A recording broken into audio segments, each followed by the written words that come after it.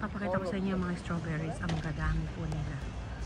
Ayan o, ang dami-dami hanggang doon siya. Ang daming ganito. Nurseries. Yan o, lalaki. Ayan. Pero, pasok ako mamaya. Tignan nyo guys. Ang dami-dami. Ang dami-dami niya. Yan. Sobrang dami asin. Ito pa siya pag green. Yan pag hilog na siya. Tapos andun pa siya guys. Oh. You can go there for strawberry picking.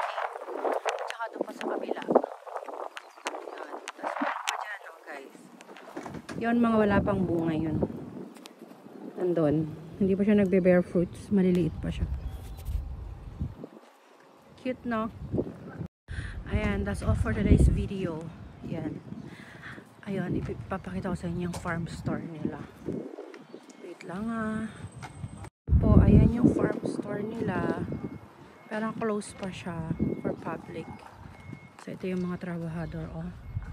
Nag-strawberry picking sila. Yeah. Here's the strawberries. Are you guys taking this to the store? You delivering to store like that? Yeah. Oh, okay. Yeah, we move it. Yeah. Okay. Wow. Okay, dadalhin daw nila sa mga grocery stores yun, guys. Okay. And for today's video is Strawberry Farm at New Zealand, Waitakere, Auckland.